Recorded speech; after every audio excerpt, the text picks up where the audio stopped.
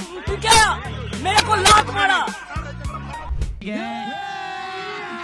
अभी मजा आएगा ना भिड़ो। बताओ गुरु, मुख्यमंत्री को कोई मारता है और तब जब वो मुख्यमंत्री ममता बनर्जी हो।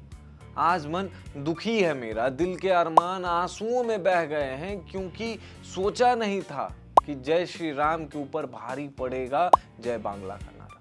लेकिन नहीं, इस प्राइम मिनिस्टर ने खेला कर दिया। बंगाल में बीजेपी को प्रचंड जीत मिली है और इस जीत में इस बात को सब भूल गए कि दीदी का अब क्या होगा, मेरी दीदी कहां जाएगी, क्योंकि भवानीपुर सीट भी उनके हाथों से चली गई और जो सत्ता की मलाई पिछले 15 सालों से खाई वो भी चली गई। अब कौन ममता दीदी के आंसुओं को पोंछेगा? वैसे मैं इलेक्शन कमीशन से अनुरोध करता हूं कि ममता दीदी ने जो मारपीट के आरोप लगाए हैं उसकी पुष्टि करनी चाहिए।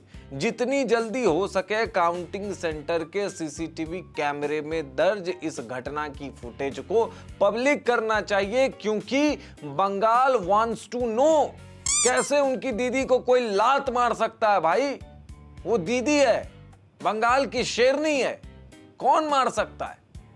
वैसे सच कहूं तो चुनाव में बीजेपी के शुभेंदु अधिकारी ने जो धुलाई की है ममता दीदी की, उसको देखकर मैं थोड़ा खुश हुआ था, लेकिन बाद में मुझे टीएमसी की सांसद सायोनी घोष का ख्याल आ गया। बेचारी कितनी मेहनत कर रही थी, अमित शाह को धमकी तक दे रही थी, लेकिन ये मोदी और अमित शाह की तानाशाही सेंट्रल फोर्स ने एक भी दंगा नहीं होने दिया, एक बूथ को कैप्चर नहीं होने दिया, अपना भाईजान जहांगीर तक की हैंकरी निकाल के रख दी। वरना कोई माइका लाल पैदा नहीं हुआ था जो ममता दीदी को बंगाल में हरा सके। बस वो सेंट्रल फोर्स ज्यादा आ गई, उसने बूथ कैप्चर होने नहीं दिया, बीजेपी कार्यकर्ताओं का मर्डर नहीं करने दिया। लेकिन कोई ना, करबो लड़बो जीतबो रे, जय बांग्ला। वैसे ममता दी आप चिंता ना करें, राहुल गांधी आपके लिए हैं, उन्होंने आपके लिए आवाज बुलंद की है। और वो अलग बात है कि आज से कुछ दिनों पहले ही इसी टीएमसी को खूब गालियां दे रहे थे और उस बीच चुनाव भी चल रहे थे, अंडमान निकल गए। अंडमान जाने का राज सिर्फ राहुल गांधी को ही मालूम है, हम तो महज एक पत्रकार हैं।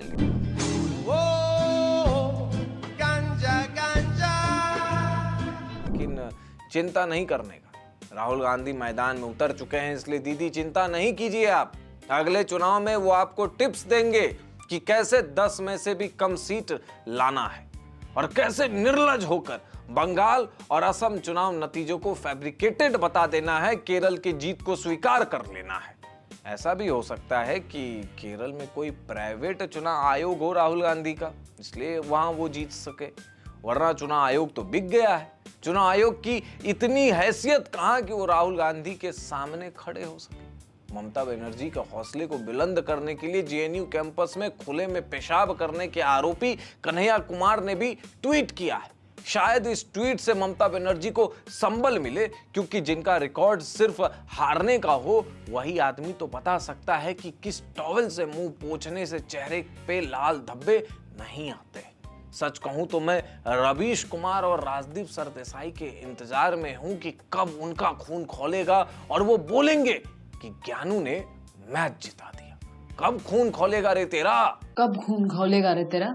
ममता बनर्जी की फेवरेट महुआ के चेहरे पर खुशी भी होगी और मायूसी भी, क्योंकि टीएमसी बंगाल हार चुकी है, लेकिन शशि ने केरल फतह हासिल की। My cute Shashi. बंगाल के इस नतीजे के बाद बीजेपी के कार्यकर्ताओं में खुशी की लहर है। ऐसा मानो कि बंगाल किसी काले साए से आजाद हुआ हो। इस व्यंग पर आपकी क्या प्रतिक्रिया है, हमें कमेंट बॉक्स में जरूर बताएं। और ये वीडियो अगर आपको पसंद आई है तो उसे लाइक करें, शेयर करें और सब्सक्राइब करें।